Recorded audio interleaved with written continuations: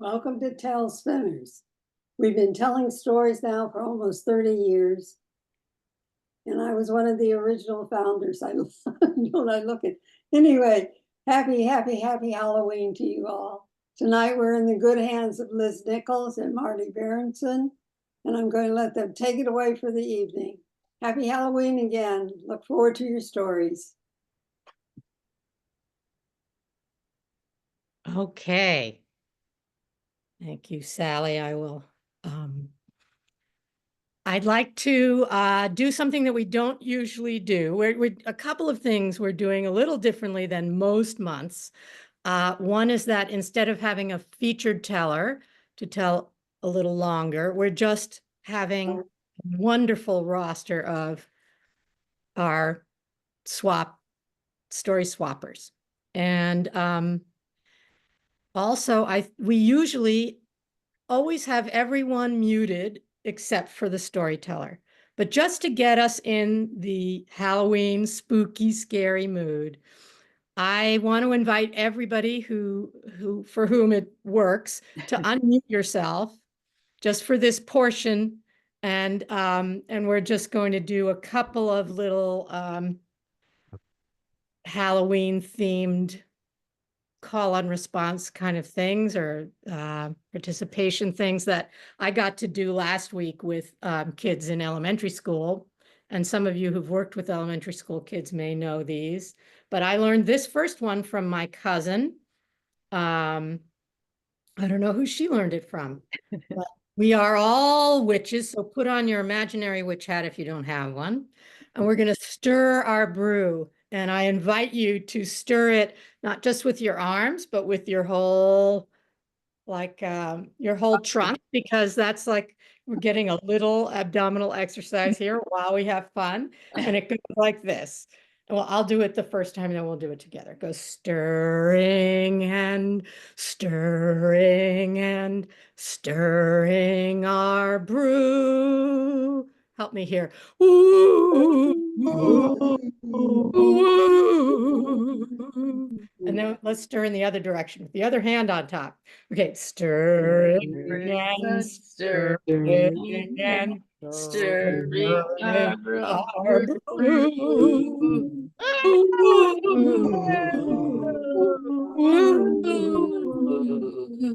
And then you could usually put your hands on your knees, but then we won't see them. So you can put your hands at the edge of your Zoom box. We're going to tiptoe forward in our Zoom boxes and go tip, tip, tip, tip, toe.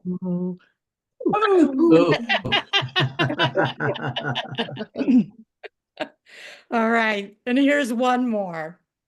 Elizabeth Overmeyer just joined. She's a retired children's librarian. This you probably know this one, Elizabeth. I learned this from Margaret Reed McDonald's 5-Minute Tales, which is a wonderful book. And it's called In a Dark, Dark House. So again, participation. I'll do it first really quick, and then let's do it again. And I want you to add all the sound effects, okay? So it goes like this. In a dark, dark woods.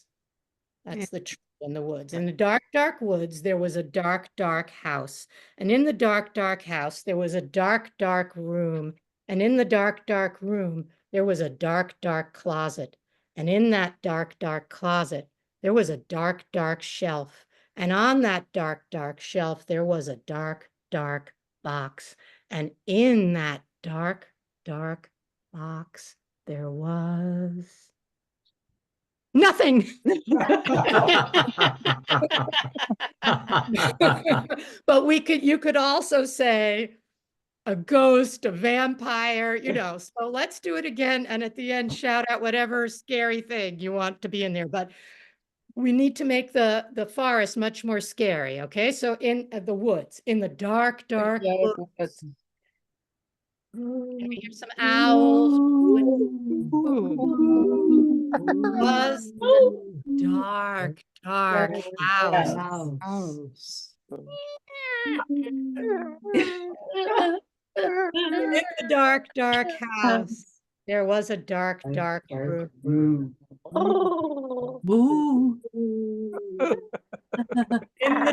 dark room, there was a dark, dark closet.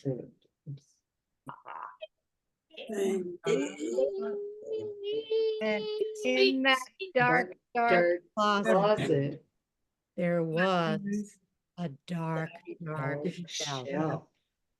And on that dark shell was a dark, dark box. And In in that that dark dark box, there was Ghost. a Boo! terrible.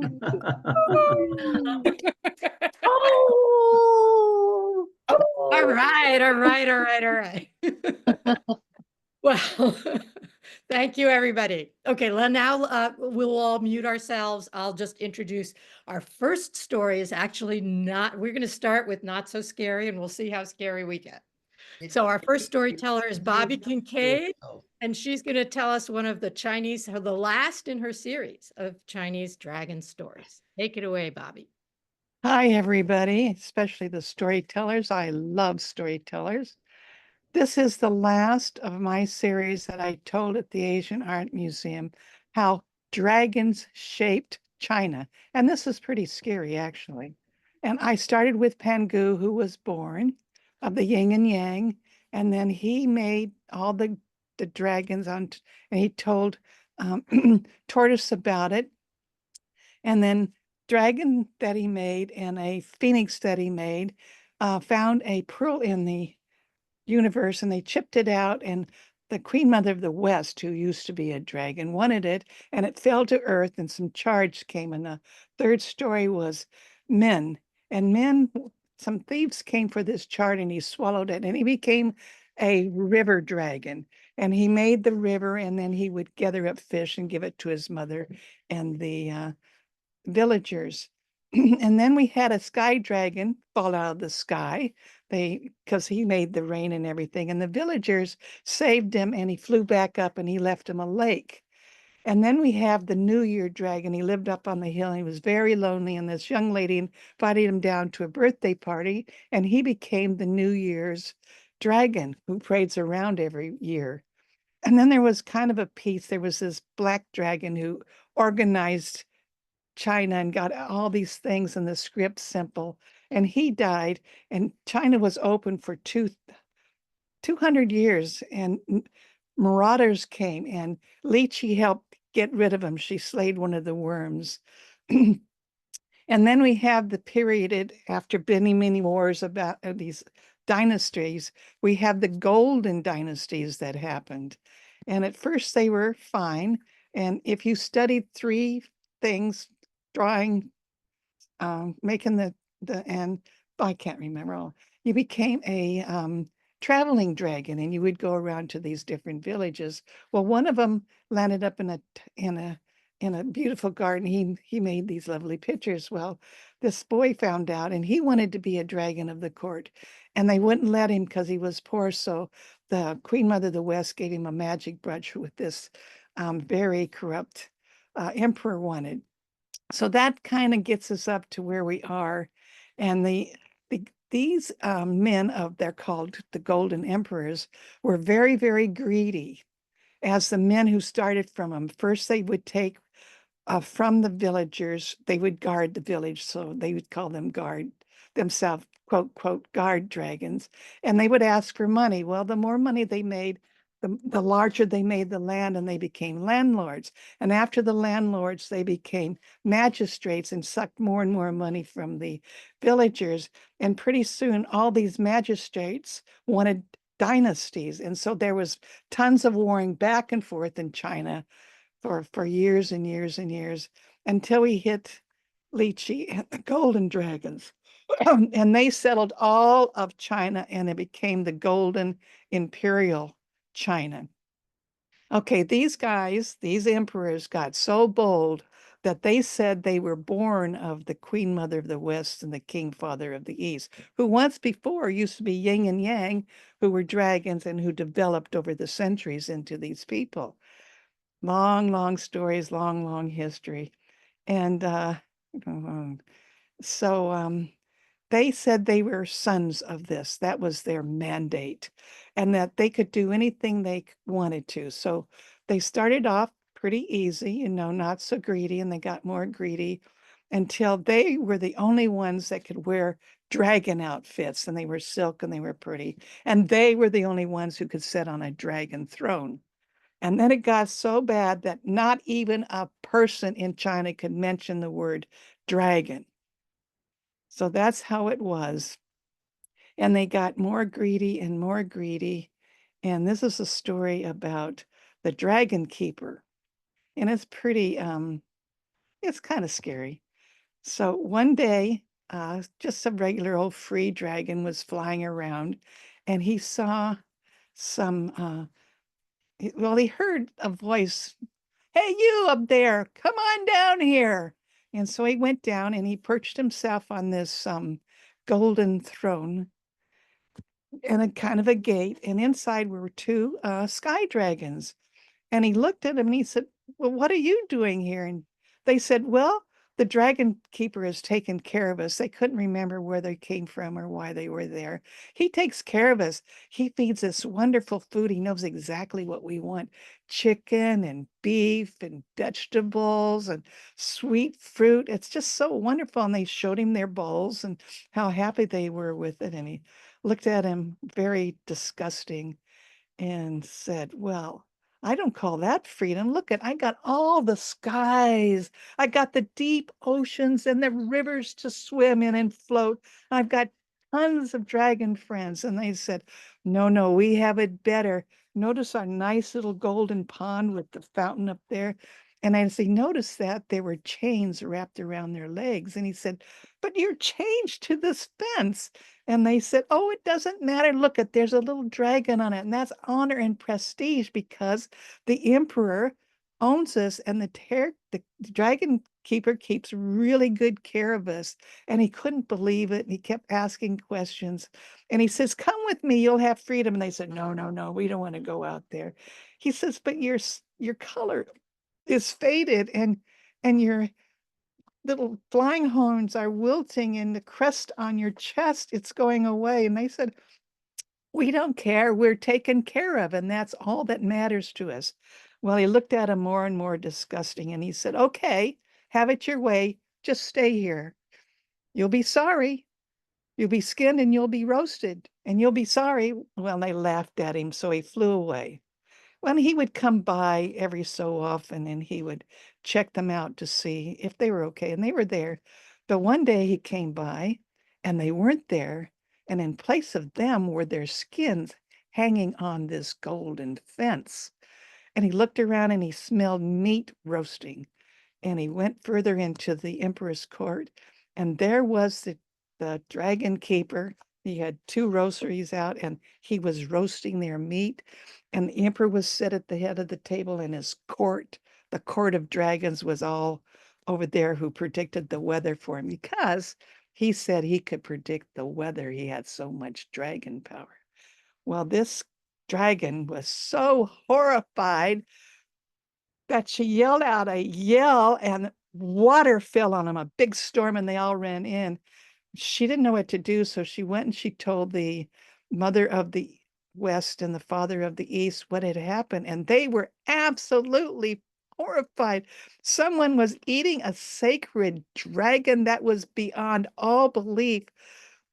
So they called all the other dragons, and the sky dragons, the river dragons, the earth dragons, and they decided not to give any of their magic to this emperor. And later they found the bones of this dragon in the river, which was really, really horrible. So then began in China about the 17th century this horrible drought.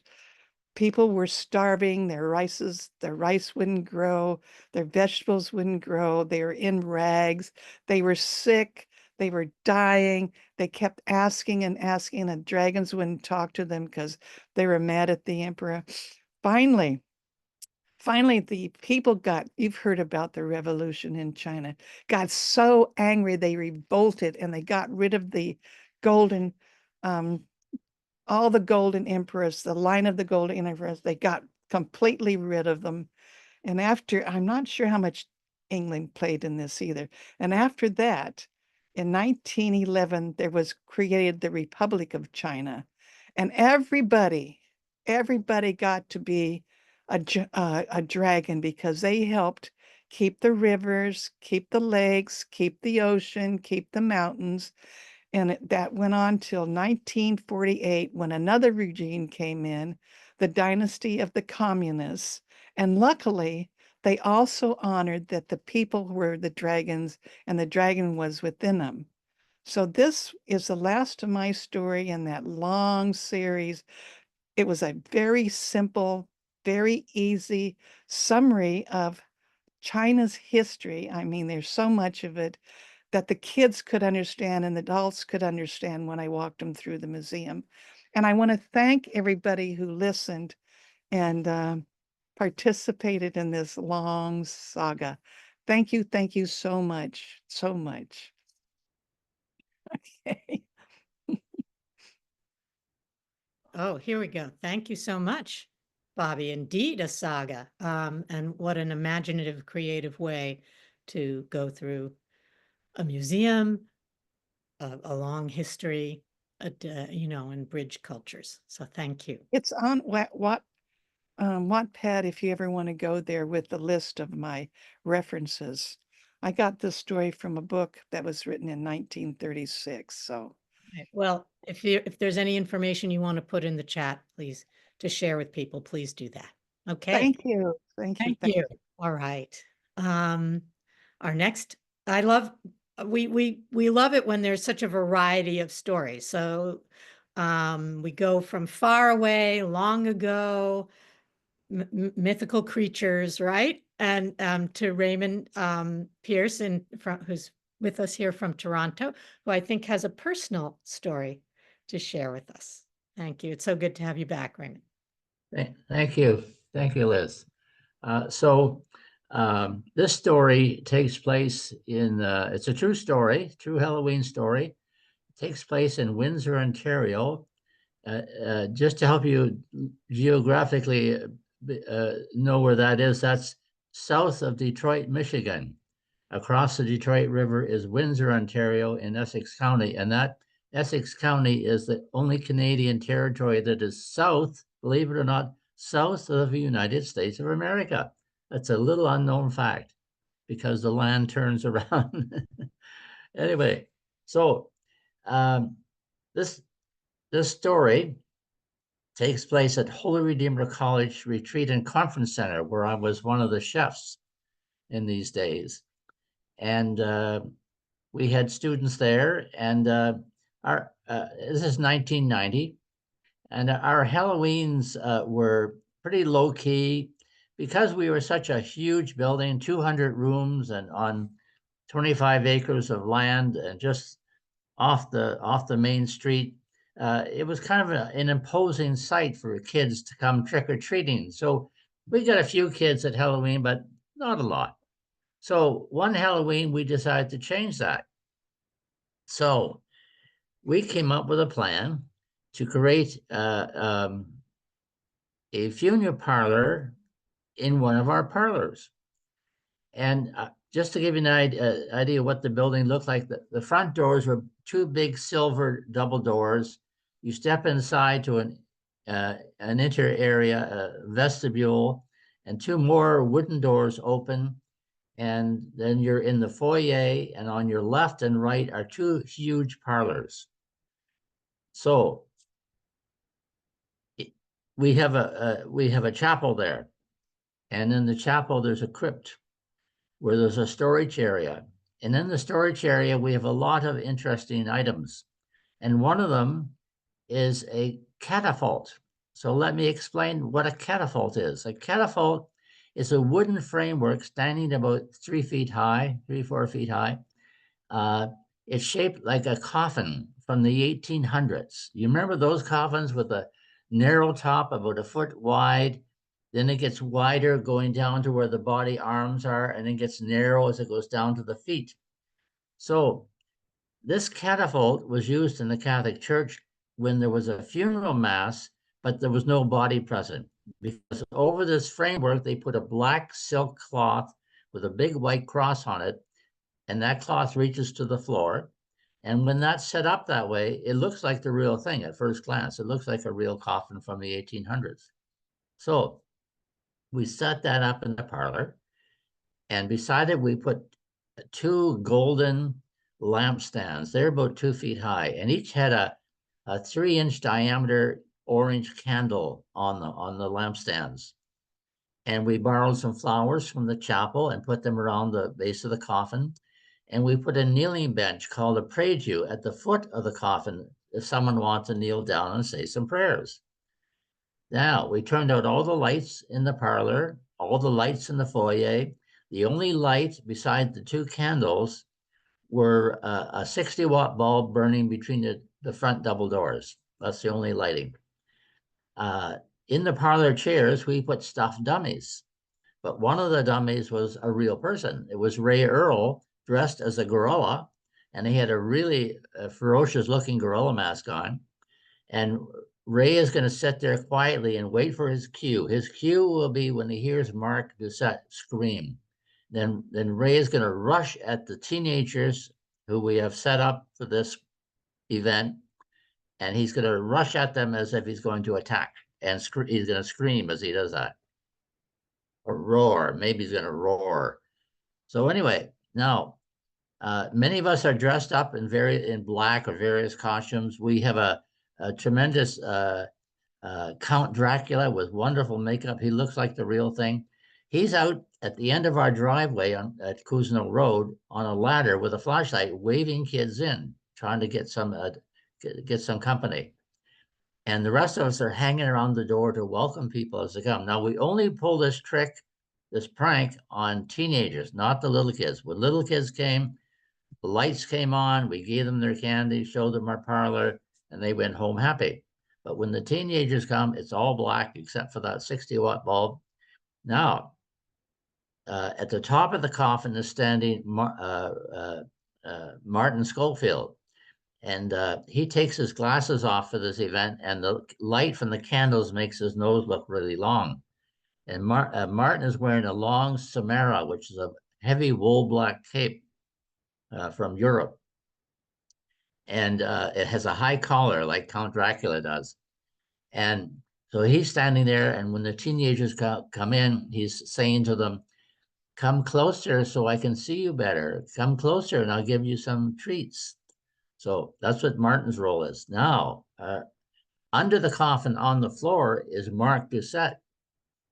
And Mark is a young man gifted with a horrific scream, which sends chills down your spine.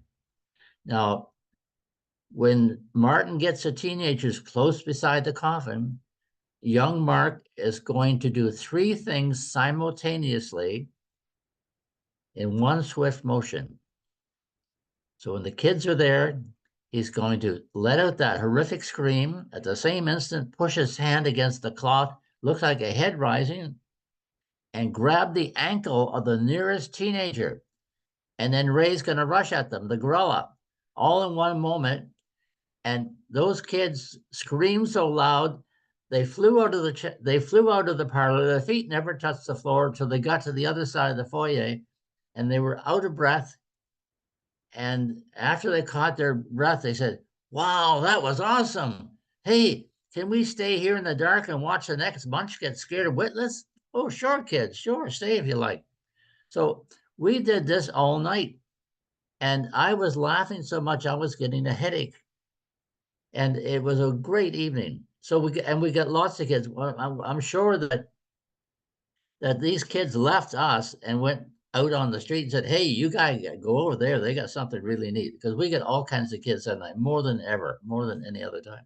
Now, we're not done here. So a little bit later, during the evening, 3 cars pulled into our driveway near Kuzna Road and stopped, turned off their lights, and all these figures got out with sheets over their heads, 9 of them. And they came in a single file up to our front entrance. And one was carrying a big wooden cross.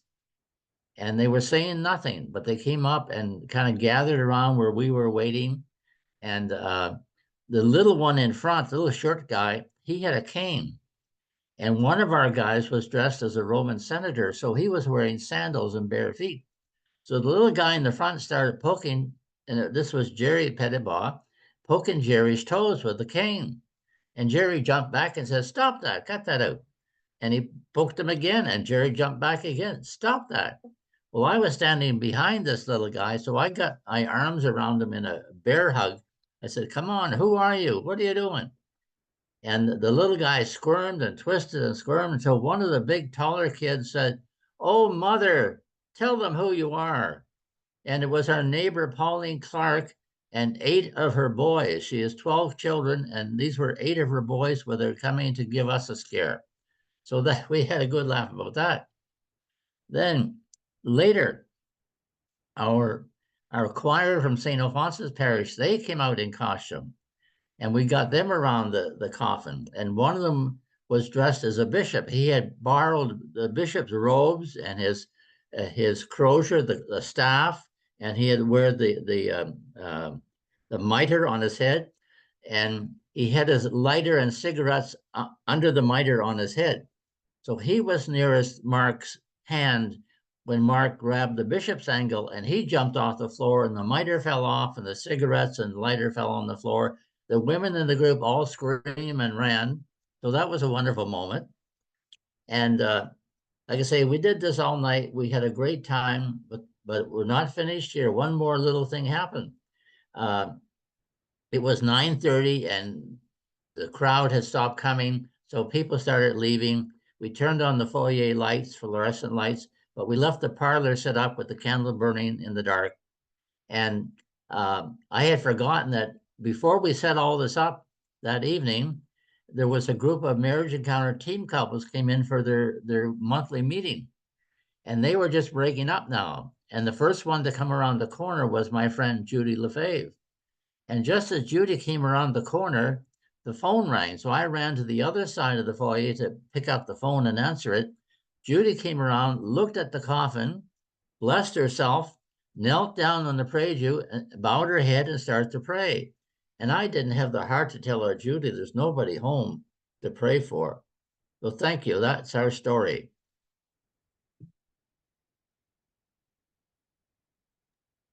Thank you. Thank you very much. I'm sure that that story brought back some memories for others as well. I'm going to put my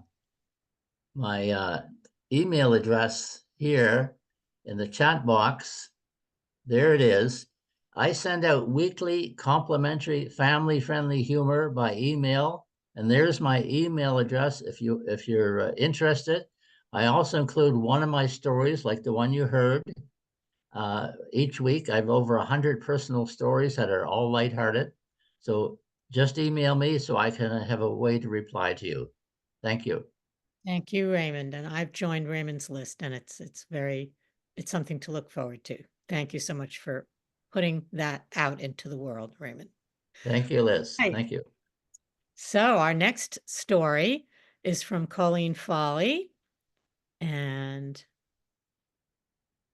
it's this is a little scary, a little spooky, huh? A little spooky. Okay.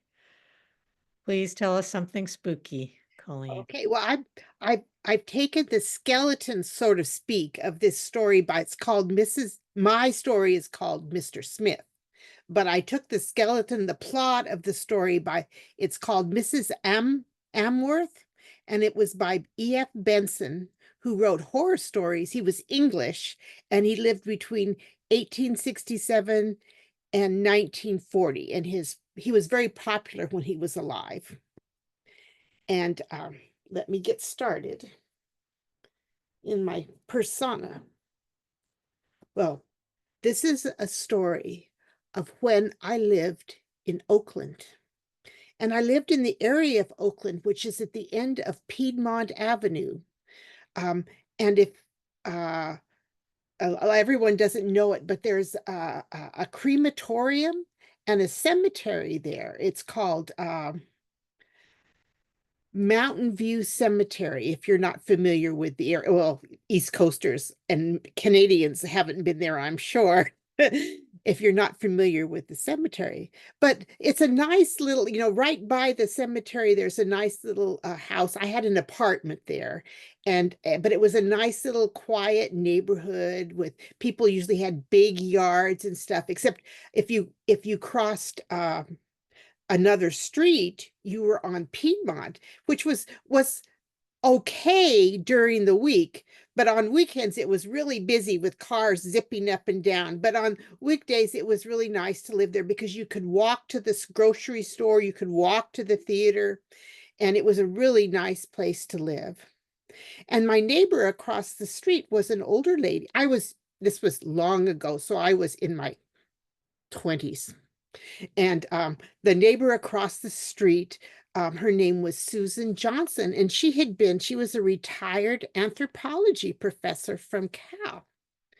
And she had taught undergrads anthropology and thing, but in her retirement, she got into the occult. So she knew all about vampires, werewolves, the tarot, all sorts of things, hauntings, and everything. So she was an expert in all of that. And so, but she was I liked talking to her, and she liked talking to young people. Like, I think she missed them because she was retired.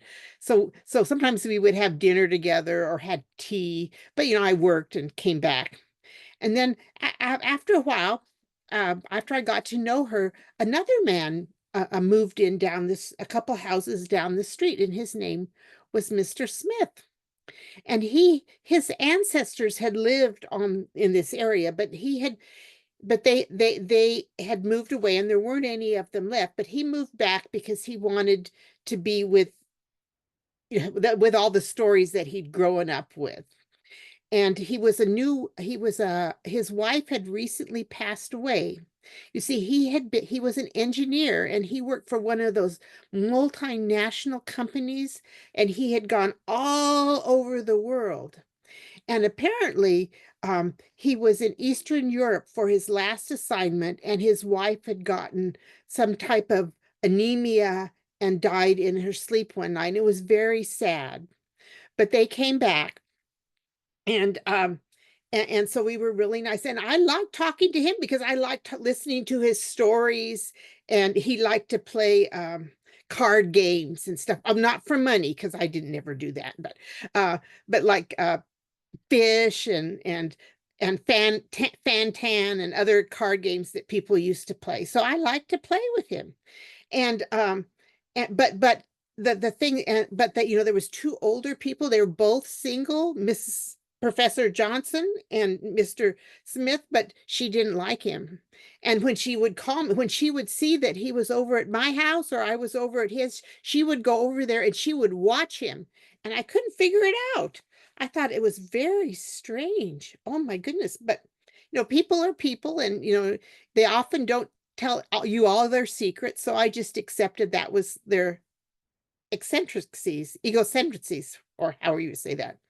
And so time went on, and it was springtime, and it was one of those springs is in California where it rained more often. So there was a lot more mosquitoes than usual. And so, and then Mr. Clark had a big house and a large yard, and he had a little hut in the back, like a grandfather's unit, but he hired a young man, moved into the little house in his backyard, and he was, and to partly pay his rent, he did the gardening for Mr. Smith.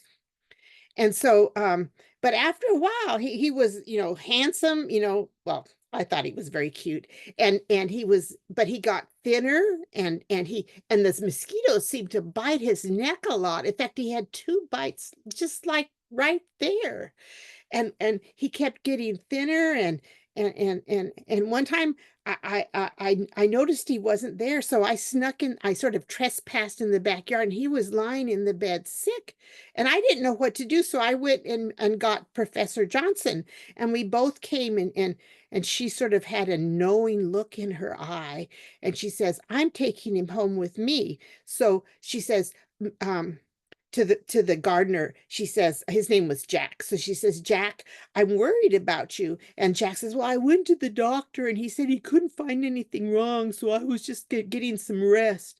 And she says, I'm taking you to my house and I'm going to make sure you have vitamins, iron, and some good food to eat. And so she moved him into her spare bedroom. And then the next day,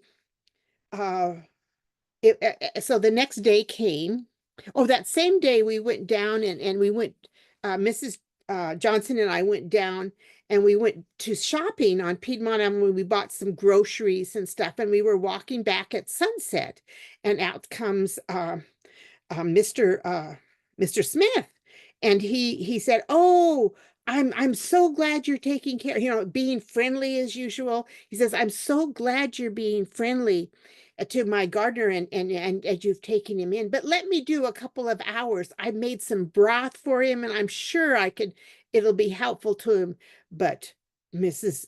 Susan Johnson, the professor, she said, No, I don't think that'll be a good idea. He says, "Oh, no, I don't want you to work too hard. After all, he's my employee and my tenant." And she said, "No."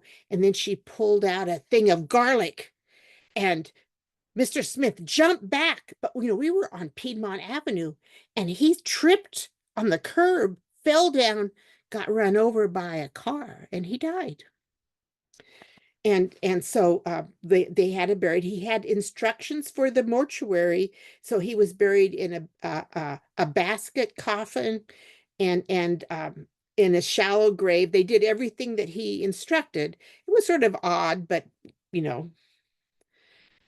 not everyone is the same. So we went there, and the young man recovered every day. He was better, and he went on to finish his school. He went on to, well, he couldn't live in the house anymore because they sold it to someone else, but he went on and lived in a different neighborhood and finished his classes and did what followed his life somewhere else. And then about 2 months later, I looked out my window and it was shocking, but I thought I saw someone that just looked like Mr. Clark going into another neighbor's house. Mr. Smith. He looked just like Mr. Smith from the back. And I thought, Mr. Smith is dead. Mr. Smith has been buried. What is this? So I went and said, and went over to we were going out to a movie that night. So Susan, the Professor Johnson, and I went out, and I told her what I saw, and she said, "Oh, I was worried about that." And I didn't know what she was talking about. And she says, "I need you to help me." So she says, because we both knew the neighbor that I saw this ghost go into, and it was a man and a wife, elderly, and the wife had been feeling poorly recently. So Susan Johnson gathered a shovel, a stake, and a hammer. And I didn't know what was going on, but we went to the cemetery and we hid in the shadow of the mausoleum so no one would see us. It was sunset. The sun was going down, and we stayed there all night. The sun was coming up, and we saw Mr. Smith go back to his grave. He stood on it, raised his hands in the air, and was pushed down. And then the sun came up, and she says, "Come with me." And we dug up the grave, and we took we opened the basket. The corpse looked just like it was asleep. Mr. Smith looked like he was asleep. He hadn't been dead for 2 months, over 2 months. And she says, "You don't have to watch." But I watched as she took the stake and the hammer and went boom, boom, boom. And blood spurted out. And I couldn't look away. I was too odd. And then a few minutes later, the skin was gone, It was the skeleton that looked like it had been dead for 100 years. And so that is my story of some of the things that happen on the back roads of Oakland.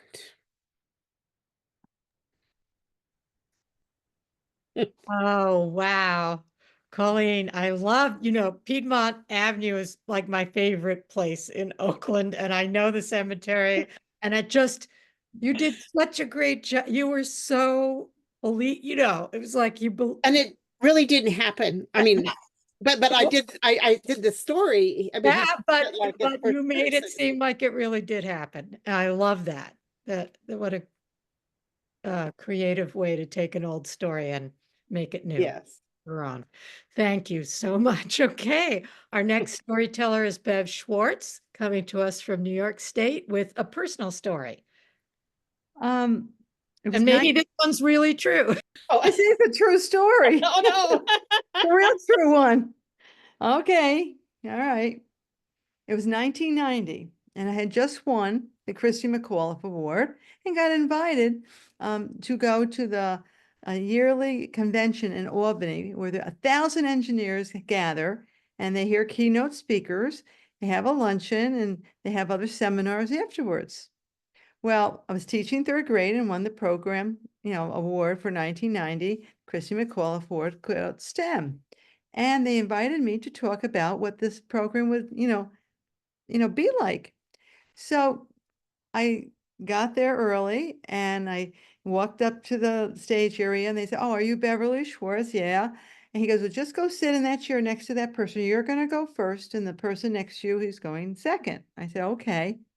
And I looked and, it was starting to really be packed, 1,000 people. And I had maybe talked to my whole school at one point, but never that many people. Oh, so I sat next to this guy and I said, "Hello, I'm Beverly Schwartz." And he goes, "Oh, what are you here for?" I said, "Well, I'm one of the keynote speakers." "Oh, what are you talking about?" "A program called STEM." "Oh, I've never heard of STEM before." I said, "Well, I just created it the last couple of years." And he said, "Well, I'll introduce you. I'm David Ballard." I said, "The David Ballard who found the Titanic?" "Yep, that's me." I said, "Wow." I said, "My kids, have been studying about you, and they out in the hallway, they made a boat, a model of the Titanic, and they've been having fun." He goes, "Oh, then I'll go over later and try to see some of them." I said, "Oh, thank you so much." So I did my speech and I sat down and he got up and he was magnificent. I mean, he knew exactly what they wanted to hear. And he talked about the scientific engineering, of everything that went into finding the Titanic. Well, afterwards, we had a luncheon and I got to sit next to him at our luncheon table. So we're sitting there and they're all turned out, they introduced themselves. They're all the big CEOs of the biggest engineering firms of New York State. And they were, asked what I did. Again, I said, I teach third grade. And after that, no one asked me a question. They were all asking him everything you can ever imagine, scientific, engineering, things that even was above my head. But he knew the answers and he gave it to them. And then lunch came. Well, everyone was hungry. You could see everyone just stopped talking, started eating. And he didn't, right away start eating. I said to him, "I have a question for you." I said, I know it's a scientific exhibit, exhibit, that they went on this adventure trying to find the Titanic. I have not a scientific question. I have a humanist question for you." He said, "Really? No one's ever asked me a humanist question." I said, "Do you get all these kind of questions all the time?" He goes, "Every place I go." I said, "Well, did anything scary or unusual or something that was unbelievable happen to you while you were trying to find the Titanic or when you found the Titanic?" He says, "No one's ever asked me that question before. And there was one thing, but I've never really told many people about it." And he said, "Come a little closer." And we went elbow to elbow and almost nose to nose. He said, "I don't want people to hear this story." And he said, "Oh, I'm going to love it then." So he said, we were in the little submarine getting towards the Titanic. At the bottom of the ocean, there was furniture and chairs and bottles and trunks in the sand still. And we noticed that this stuff was, you know, shall we say, the type of furniture and items that would be in that era of the Titanic. And then, you know, as we got closer and closer, we saw more objects.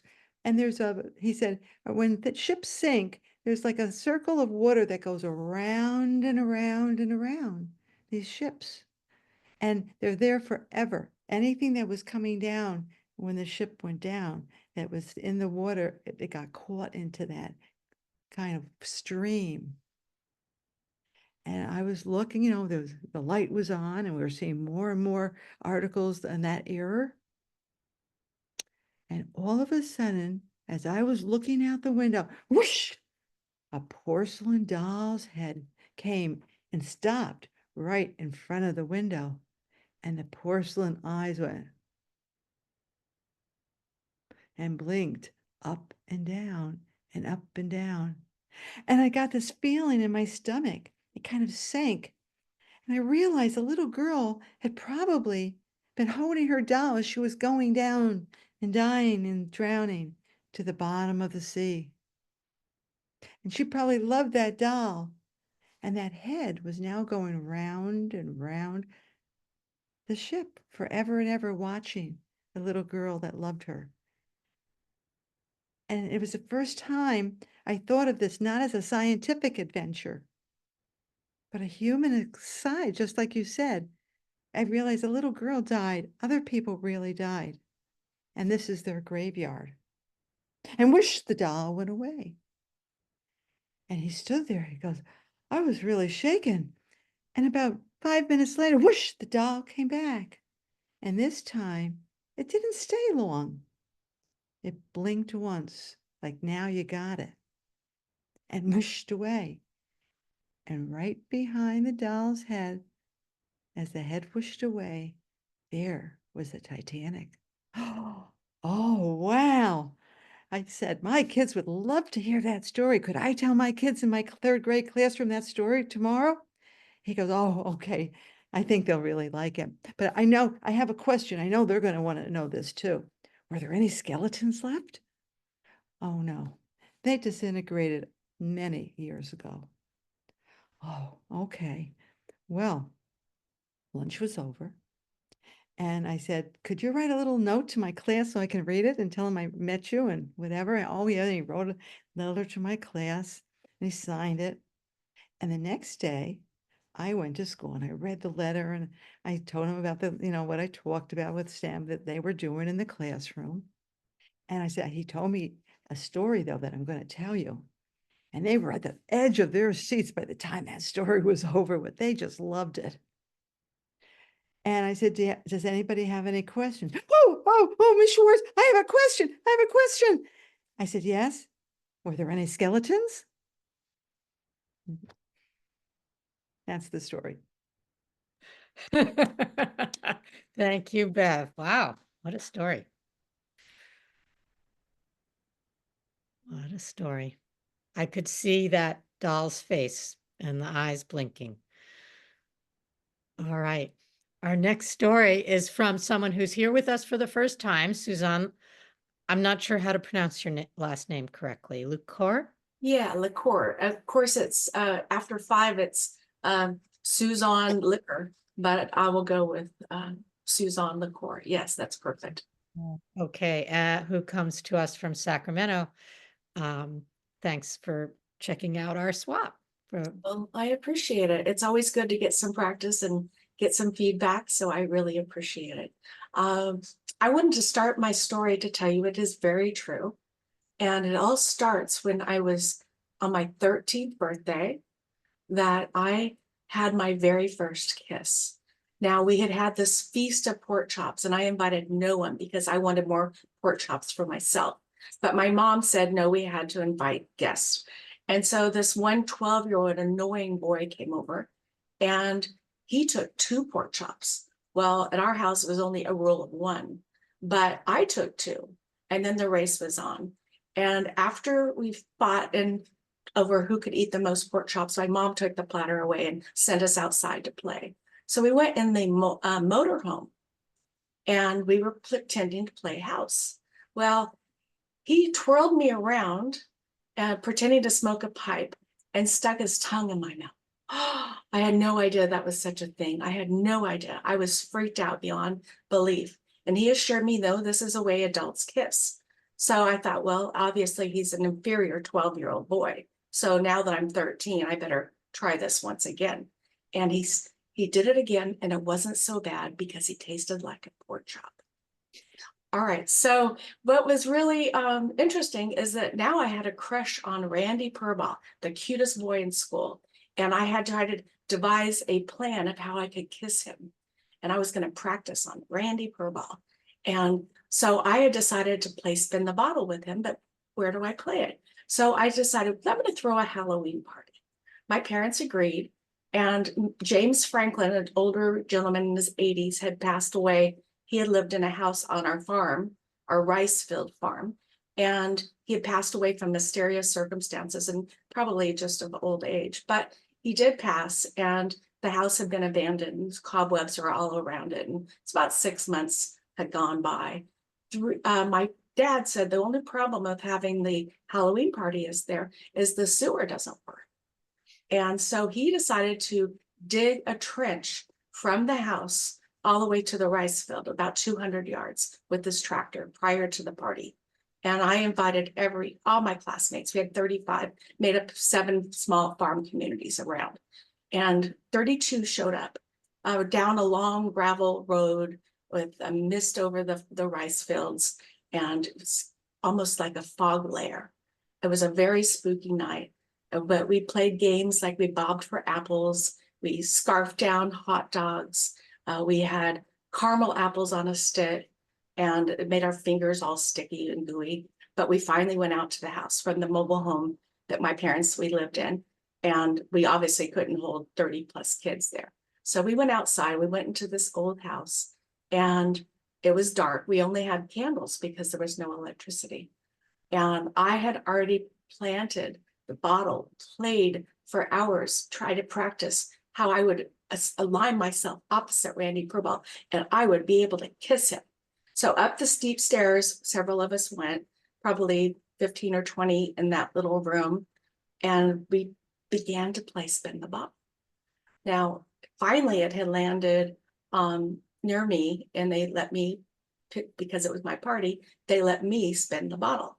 Well, sure enough, I landed on Randy Purball. I was so excited. And so as we leaned in, and this is a true story, as he leaned in to kiss him, a blood-curdling scream came from downstairs, and everyone was in a panic. And then spooky noises had started happening, and we had no idea what was going on. And obviously I never got to kiss Randy Purball that day, but we all ran downstairs and out the doors, and hot dogs were sliding out of their buns. People were tripping on them. And even caramel apples had gotten stuck into some of the walls. I'm not sure exactly how, but they did. And we all ran outside. Well, Ellen Lathrop was later her homecoming queen. She's only 13 at the time. She was being chased by Greg Herger, who was later a famous filmmaker. He was pretending to be a zombie. I'm coming to get you, Barbara. And she was running, and she saw the trench and jumped. He didn't see the trench, and he fell right directly into it. Now he's covered in crap, literally. And we had been a longer party already, and it was just so disgusting. And now he's screaming, blood-curdling scream from Greg Herger. And as he gets out, now people are looking at him and screaming. And now most people are already running to the mobile home to start to call their parents. Rosie Quintana speaking in Spanish very, very fast. And I don't know, like she was pleading for her life for her parents to come and get her.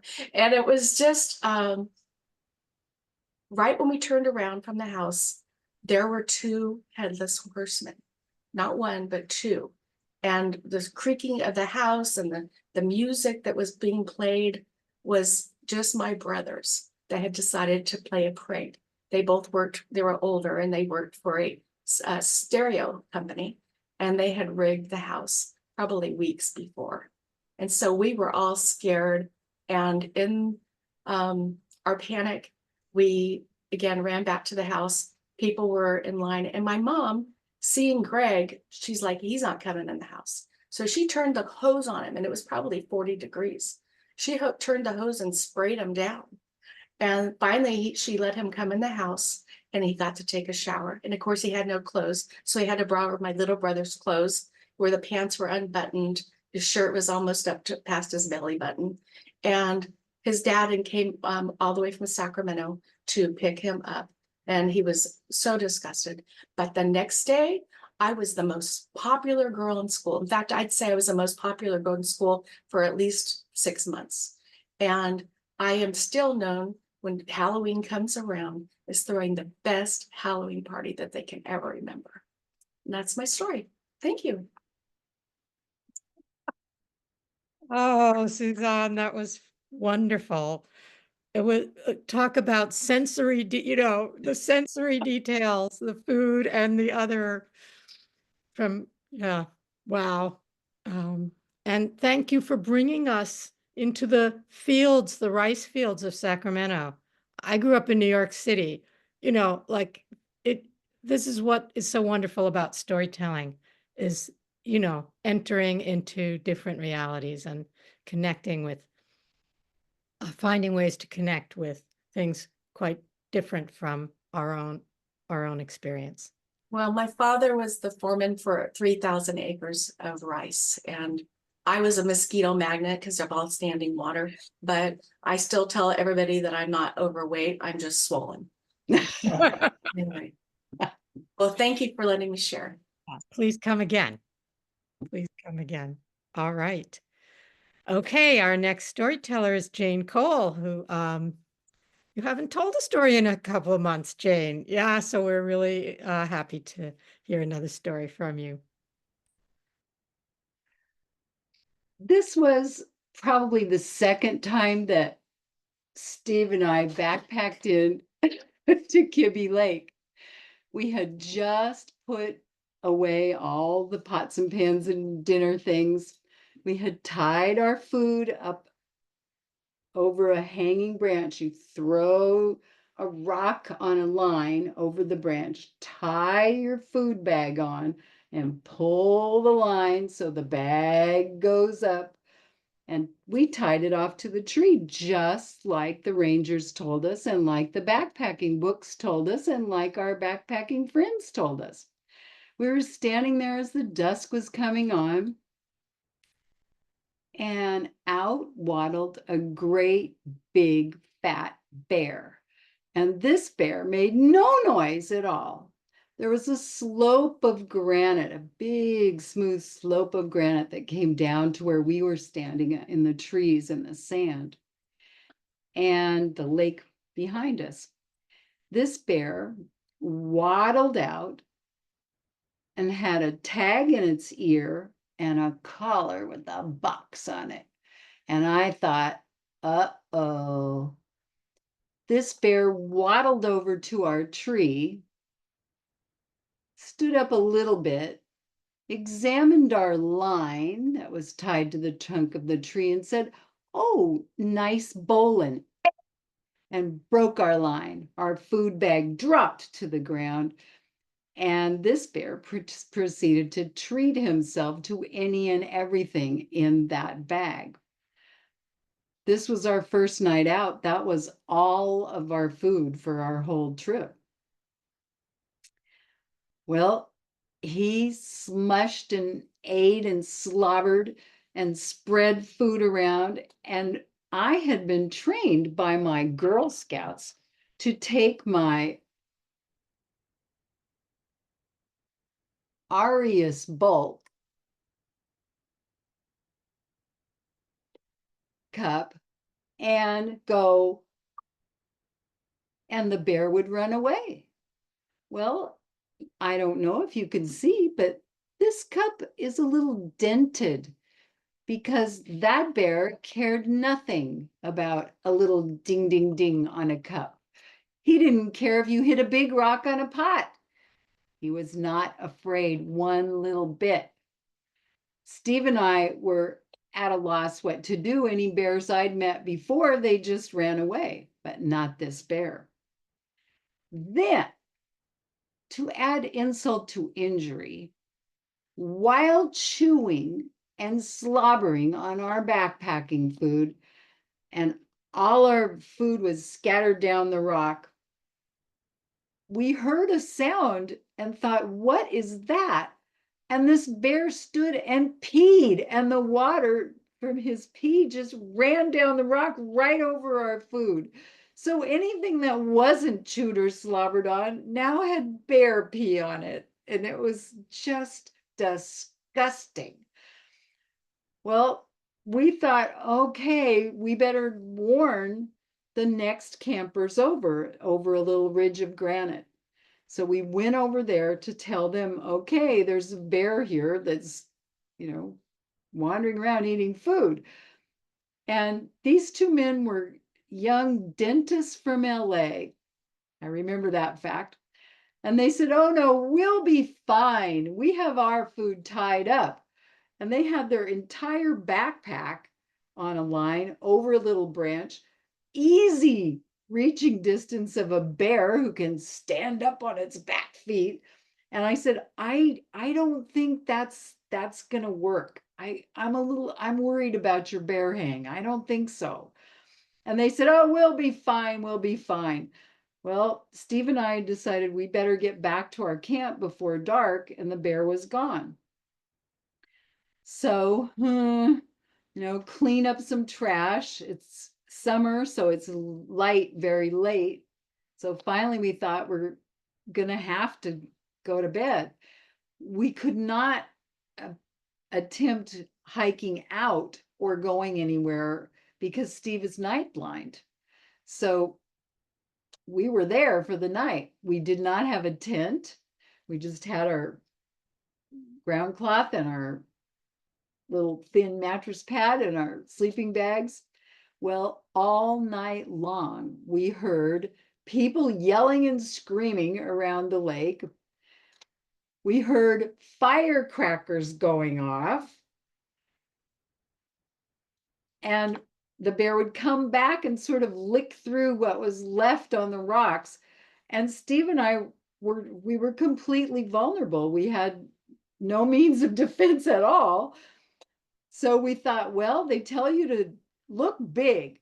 So the zippers on our down sleeping bags, you could zip up from the bottom and down from the top. So we just zipped a hole up from the bottom of our sleeping bags and stood up in our bags and tried to look really big. And during that period of time, I was stuck thinking about my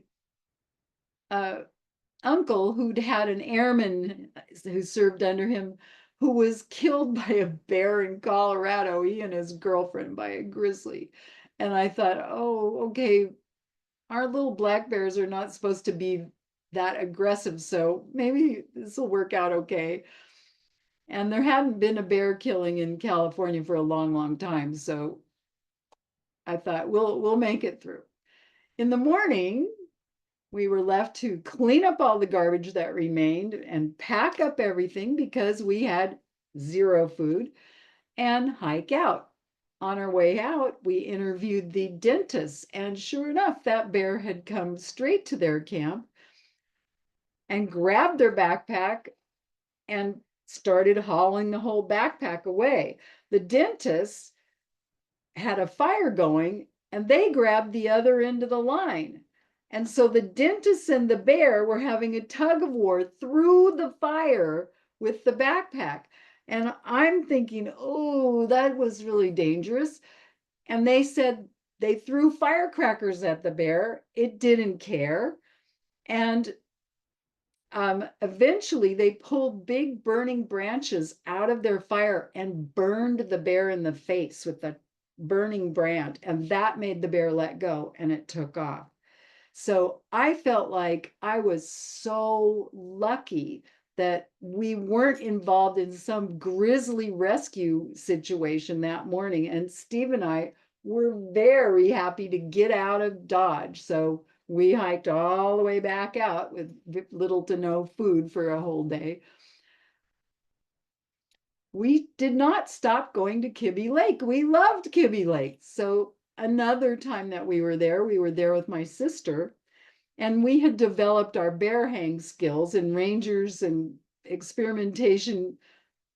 There were more ways to be smarter about hanging your food. And this was called counterbalancing. So you had 2 food bags, and it's an elaborate process, but you wind up with both bags way up there on a branch out from the trunk of the tree so the bear can't get to it. So this day, we were swimming in the lake, and there was a nice sandy beach right where our camp was. And we had our lunch food in a little bag on the tree because we were going to be there all day in camp. So we heard a thump and turned around, and there was a little bear, much smaller. And this little bear did not have an ear tag or a collar, but he had our lunch bag. He grabbed it by the bottom and started running down the path. I think I was in an inner tube floating in the water, and I think Steve was around camp somewhere. And as the thoughtful big sister that I am, ever taking care of my little sister, I said, Karen, chase him and just bang on a cup, chase it down, get our food back. And she, without a thought, took off and ran after the bear. But she came to a place where there were 2 trees and the trail went right through. And she was about to jump through that little V in the trees. And there was the bear on the other side, smacking his lips, eating our Velveeta cheese.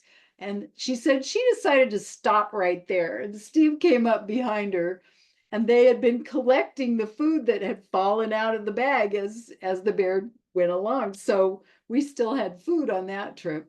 And we managed to fend that bear off. Not too many years, a couple years later, we had a little bear in camp. And this little bear, we had our food hung up, counterbalanced way out on a branch. And this little bear just came into camp bold as could be, looked at the tree, and just scampered right up the tree like a squirrel, and then just walked right out the branch of the tree like a cat. And we were gathered in camp by that time, and we had learned to place piles of little rocks about this big all over camp so that we could bean the bears with the rocks whenever they came in camp.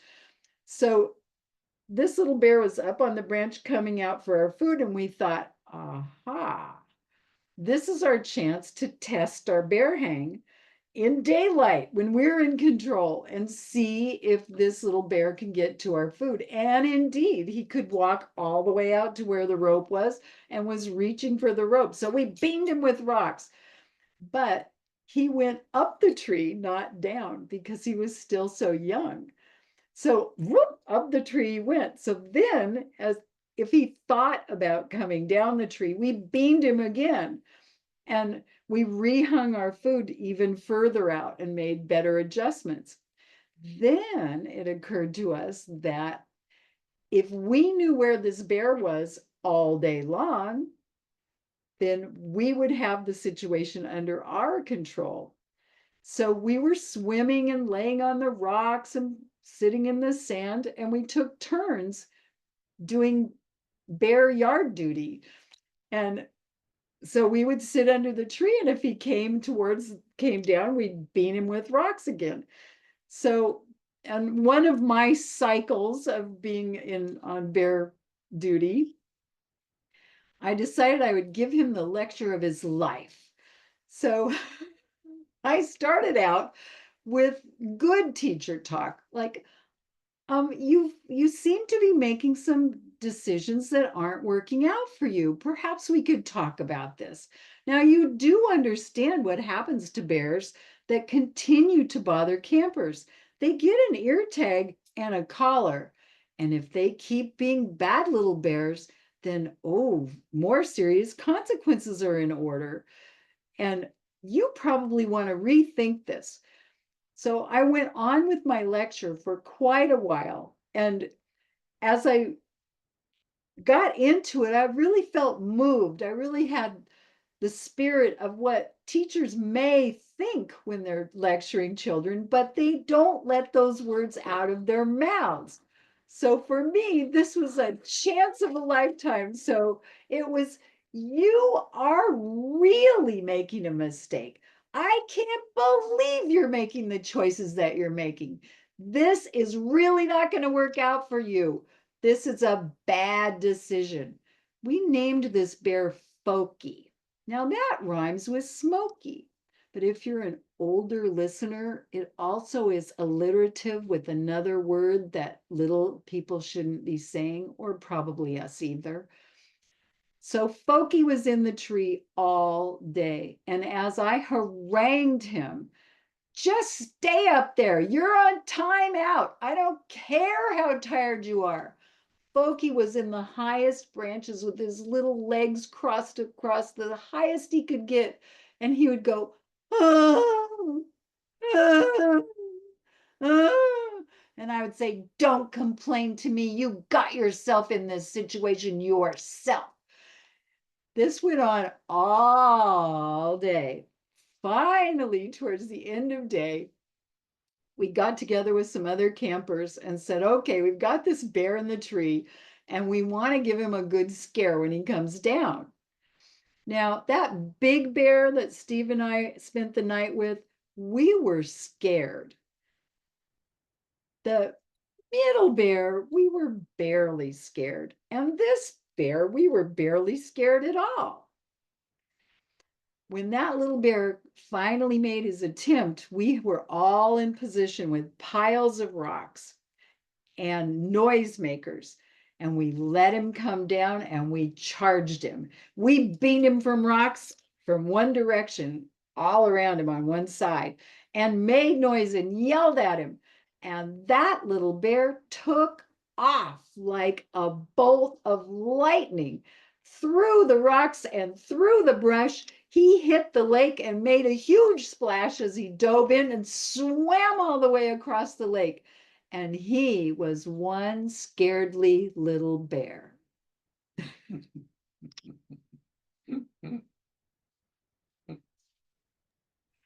Thank you. Thank you. Wow. Jane, I think you're the only person, and you and Steve, that I know who would be not at all scared of any size of a bear in your campground. So hats off to you. All right. From an American saga, our next storyteller is Renu, who's here all the way from India. And I apologize, got her disorganized. We usually have Renu come early because it's her morning, and it's hard for her to be here at our evening time, and we appreciate it every time you come. So Renu, tell us a story. Thank you. Good evening, everyone. Let me introduce myself. I am Baba Bharati. I take care of a temple in a small village. I don't have any human family, but I do have someone I love very much. That's my stallion, the beautiful Sultan. I love my horse very much. He loves me too. We spend a lot of time together. He's an expensive horse. Now you must be wondering, a poor person like me, how can I have a horse, such a lovely looking specimen? I have to give you some background for that. Well, I was not always poor. I was extremely wealthy. I was born into a rich family. My father was a merchant, and he was away from the house all the time, sailing, making money. My mother died when I was just 5 years old. And after that, I was pretty much left to look after myself. My father had no time for me. He was either traveling or spending his time with his friends and family. I grew up extremely spoiled. I had whatever I wanted. I just had to mention it. The next moment it would come to me. I had no respect for money. I had no respect for humans. I had no respect for anybody. I grew up the same way, just like my father. When my father died when I was about 20, I started throwing lavish parties. I had the richest, most tasty, delicious food served at my parties. The liquor flowed. Lots and lots of people came. Friends of friends, people I didn't even know, but I didn't care. I lived in a huge mansion. And the number of people who served me, I had no count of. I lived a life, luxurious life. But as I grew older, maybe when I was about 50 years old, I started to think, what is this life? What am I doing with it? I was no longer happy. All these people came. When I had money, I had parties. But did they really care about me? I never married. I had no family. No one I could call my own. The one and only living creature I loved was my horse Sultan. He was the only one who really loved me. I thought one day, why continue living like this? And so I sold everything, my mansion, my horses, my carriages, my jewelry, every single thing. And I handed it all to the local governing body. I had an orphanage and I gave all the money away. Then I traveled on Sultan. I went from village to village wondering where I would settle. Finally, I found this old temple, large premises, and I decided to settle there. Luckily, I was given the job of caretaker. A paltry amount I received as a salary, which was more than enough for me. There was a shed for my beautiful Sultan, and I had enough money to feed him the choicest, the finest of grains. Every morning I would go and whistle to him. And Sultan would start whinnying. As soon as he heard my voice, he would come running out and I would feed him and I would take care of him. I would brush him till his coat shone. Every day I would take him for a ride, village after village after village. Both Sultan and I enjoyed that time together. Every evening I would come back, I'd rest, I'd sleep nicely during the night. I never slept like this when I had all that money. Now, there was a dangerous man called Kadak Singh. He was a dacoit. He was a terror. People were petrified of him. Went from place to place taking whatever he wanted. Now, the villagers, whenever they saw me riding the horse, always wondered, how is this poor man riding a horse so beautiful as this? And so word spread, and it came to the ears of Kadak Singh. One day, he came to see me. He stood there, tall and strong with a big mush, and looked at me. I knew immediately who he was. His posters were all stuck on the walls everywhere, but I was not scared of him. What could he possibly want from a poor man like me? Of course, I should have known better. He looked at me and he said, I heard you have a beautiful horse. I would like to see it. And so I took him to the shed. He looked at Sultan. Fine specimen indeed. He's not going to be with you for much longer, Baba Bharti, said, and he went away. I was worried. What was he going to do? Was he going to steal my horse? I did not sleep a wink that night. Night after night, I would get up, open the shed, and see that my Sultan was safe. 1 week, 2 weeks, 3 weeks went by. Then I started to relax. Maybe that was just an empty threat. And so I started sleeping well again. And one day, when I was riding the horse, suddenly I saw a man sitting by the side of the road. He was in tatters and he was shivering. Stop, stop. So I stopped, I got down, said, what is it? The man said, please take me to the doctor, I'm not well. And so I picked him up, put him on my house in front, held the reins, and started going again. All of a sudden, the man took over the reins, he gave me a push. I was off my horse, and before I knew it, he had galloped away. I started running behind him. Stop, stop, I said. Maybe curiosity. The man stopped. It was none other than Baba Bharti. He said, what is it? You're not getting your horse back. I don't want him back. Please, don't tell anybody that you got my horse by cheating me. People will stop helping each other. You may keep him, I said. Baba Bharti looked at me. He said, off he went. I'm sorry, my dog is barking. And so I went back to the temple. I decided, after all, I'd given up so much. I had to sacrifice Sultan too. Hopefully, Baba Bharti would take good care of him. I went to sleep that night. tossing, turning, missing my sultan. I fell asleep sometime in the early hours of the morning. When I woke up, it was still dark and misty and cold. I had forgotten he was gone, and so I opened the door, went to the shed. But there's no Winnie from my poor sultan. What was he doing? Was he being fed? I went back to sleep.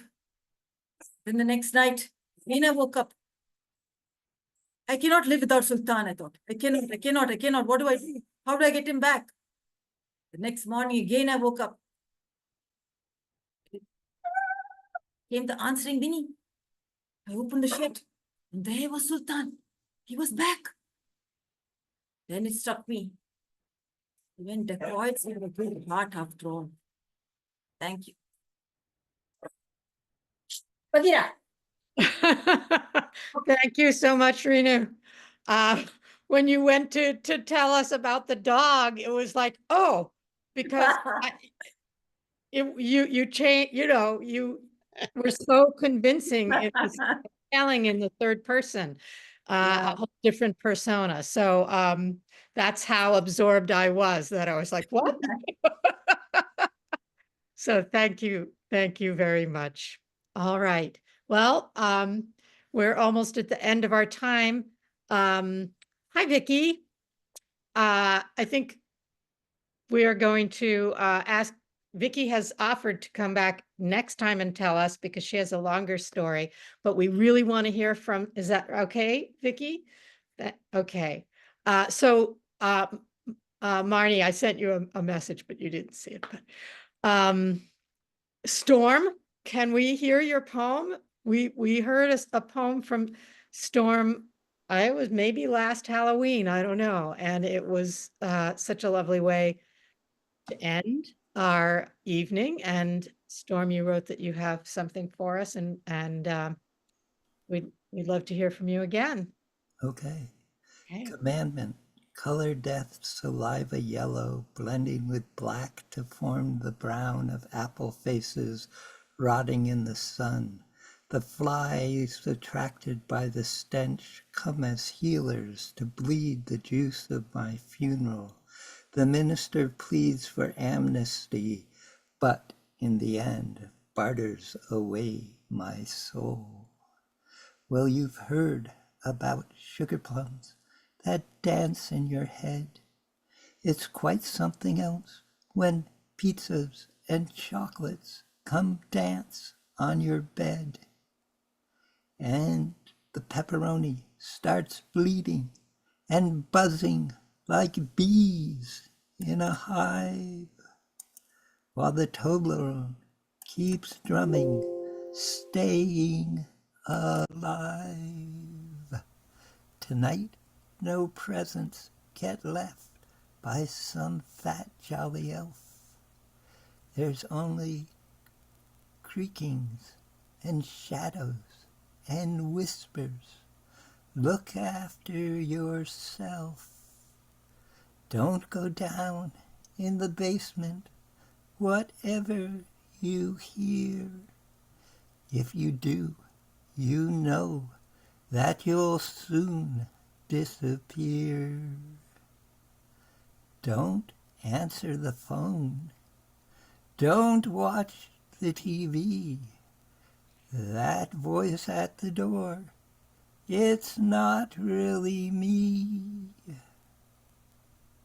The candy's all poisoned that you hid on the shelf. So to protect all that's holy, I'll just eat it myself. Ah, the moontime. Ah, the moon now is fading as the days growing. Ah, the moon now is fading in dawn's early light. The ghosts have all vanished, no goblins in sight. So now that the danger has passed and daytime is near, Happy Halloween! And I'll see you next year.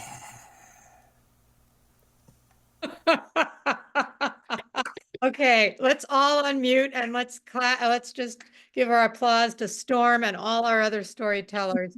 What a great, your delivery is so wonderful. Thank Uh, and your poetry. Thank Yeah. You know, poetry is I- meant to be shared out loud, especially the way. you And I forget, is it possible for me to get a copy of the recording? Yes, yes. That we have recorded. So this, what a wonderful end to our evening. Thank you to all our storytellers. Thank you to the Storytelling Association of California for this Zoom, for all many, many things they do to support this swap and all swaps all over California. And so we'll end the formal part. And thank you to Marnie, our tech host extraordinaire, who will now end our recording. And I will send the recording out to all the storytellers, the link, but anybody can go to the YouTube channel of the Storytelling Association of California. And within a day or two, the recordings are put up.